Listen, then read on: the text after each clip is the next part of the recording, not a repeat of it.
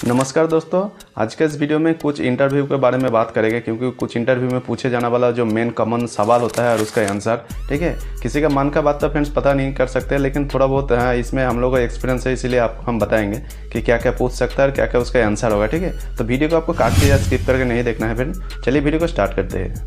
तो फ्रेंड्स देखिए, सबसे पहला जो आपको पूछेगा आपका नाम। जी हाँ, बिल्कुल आपका नाम सबसे पहले पूछेगा। उसके बाद आपको पूछेगा कि आपका एक्सपीरियंस कितना दिन का है, मतलब आप कितना दिन काम किए है इस लाइन में, मतलब जो भी आप काम के लिए गए हैं।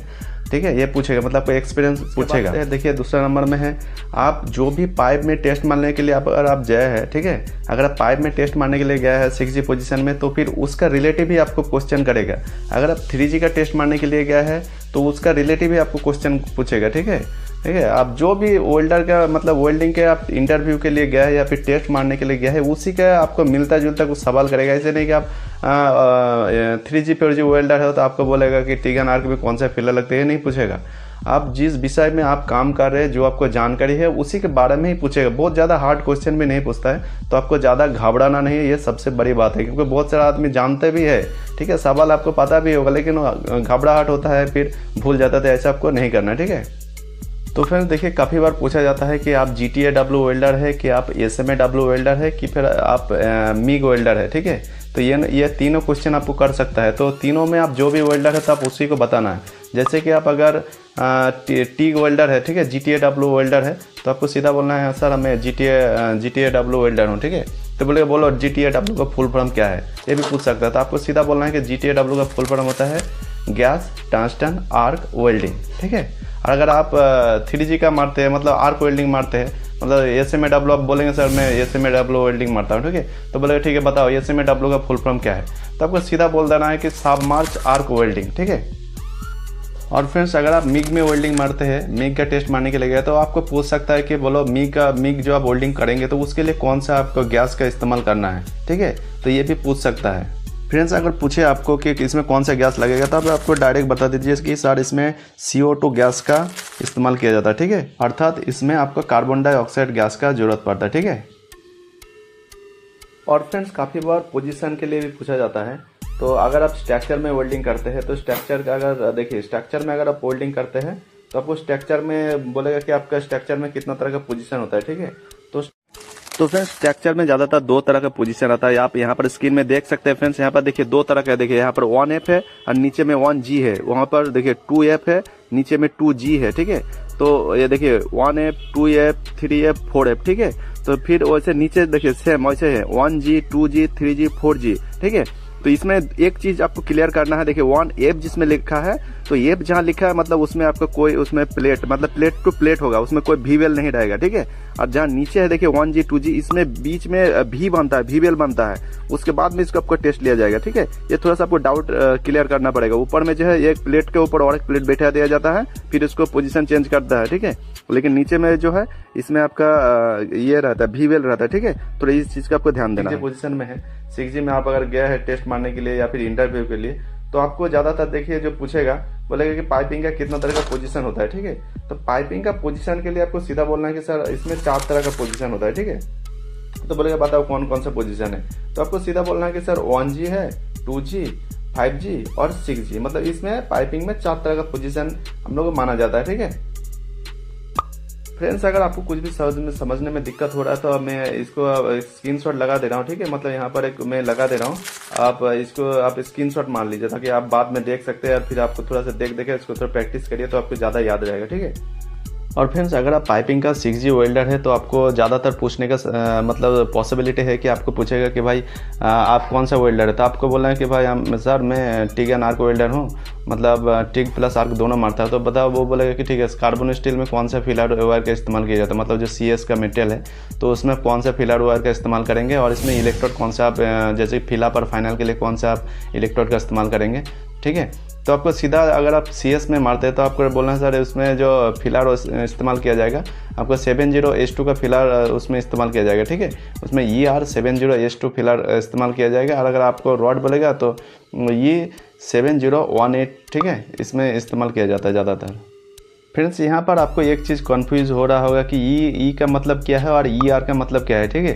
तो फ्रेंड्स आपको हमेशा याद रखना है जिसमें ई आर लगा रहेगा फिलर में, ठीक है। जैसे कि फिलर इसमें जो इस्तेमाल होगा इसमें ER70S2, ठीक है। क्योंकि जो ई आर लिखा होता है ना फ्रेंड्स, उसमें आपको गैस से वेल्डिंग करना होता है, और जो सिर्फ ई लिखा रहेगा, ठीक है, उसमें आर नहीं लगा, ई रहेगा, तो उसमें सिर्फ फ्लाक्स, मतलब जैसे आर को वेल्डिंग होता है ना, उसमें फ्लाक्स का कोड दिया रहता है, उसमें वेल्डिंग होता है, वो गैस में वेल्डिंग नहीं होगा, ठीक है। ये थोड़ा सा आपको ध्यान में रखना है, क्योंकि इसी में ज़्यादातर आदमी थोड़ा बहुत कन्फ्यूज हो जाता है, तो इसको थोड़ा सा ध्यान में रखते हुए इसको बोलना है, ठीक है। और फ्रेंड्स अगर आप एसएस का मारते हैं पाइपिंग में, तो एसएस के लिए बोलेगा कि रूट के लिए कौन सा फिलर का इस्तेमाल करेंगे, और आप फिर जो आप आर्क मारेंगे फिलअप फाइनल, उसके लिए कौन सा इलेक्ट्रोड आप इस्तेमाल करेंगे।